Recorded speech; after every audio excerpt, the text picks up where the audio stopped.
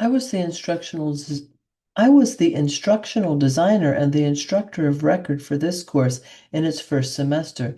The course rethinks how we support students doing internships ranging from placements at the all classical music radio station to a neuroscience research group.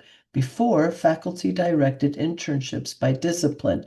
My course design aims to support the exploration of professional growth itself with a few practical outcomes. I designed a 16-week Moodle course for undergraduates taking internships. Later, it will be imported into Canvas because in 2026, the university will migrate to that LMS.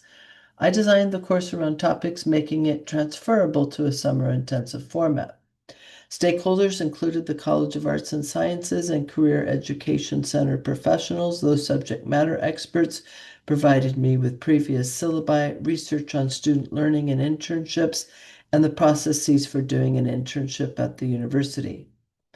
The research content provided focused on the 6 stages of the internship based on the 1998 findings from Inkster and Ross, and I made the last four of the 6 stages our focus the first half of the course.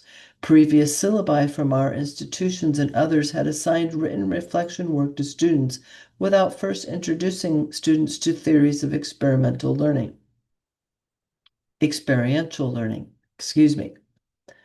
I followed an input to output method over the first 7 weeks of the semester, employing constructivist methods of learning with an emphasis on peer interaction, a learning environment requested by the Career Education Center staff.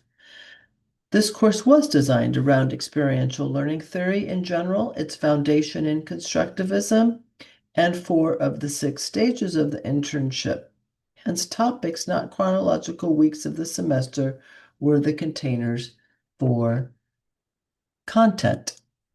This design choice gently moved the instructor and students away from a traditional academic framework and towards an extended, structured workshop with weekly meetings like students might encounter in professional development seminars.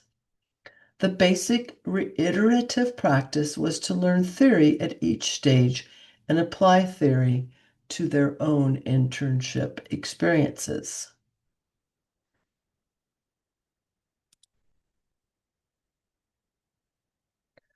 The greatest design challenge was that students could take the course for 1, 2, or 3 credits.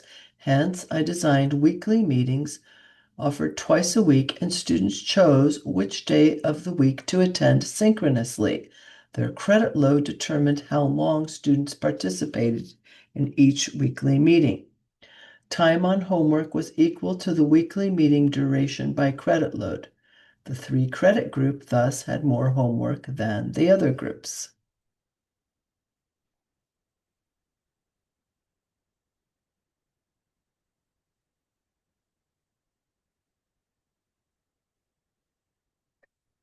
Asynchronously, students completed study in theory and reflection writing by applying the theory to their own internships to develop their metacognitive awareness of how we learn through experience. Most interactive work was done synchronously in Zoom breakout rooms. Asynchronously, we use blog-like forums on Moodle and VoiceThread mini podcasts on which peers made comments. At midterm, I polled students on their favorite activities, and they replied that they most enjoyed the self questionnaires,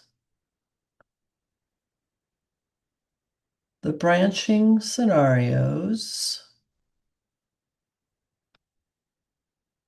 both made with H5P, and the blog like forums.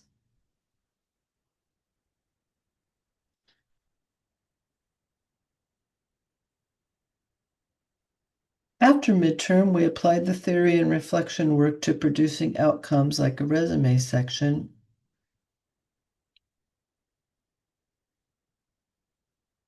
a mock interview,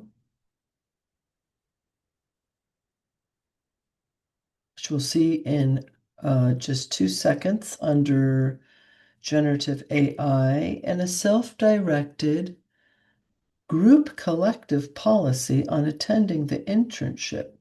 Attendance at weekly meetings was scored separately using points, the only behaviorist method of the course design. The course also included a unit on ethics and generative AI following an initiative in the college. We focused on text-to-text generative AI by learning how large language models were made. Then, without requiring students to use ChatGPT, I assigned them how to write an effective prompt to revise your resume section on your internship. I assigned them an outline for a job interview question on your use of AI in the workplace. And I assigned them a branching scenarios game about an administrative assistant fresh out of college who refuses to use Gen AI to write a meeting summary. Thank you.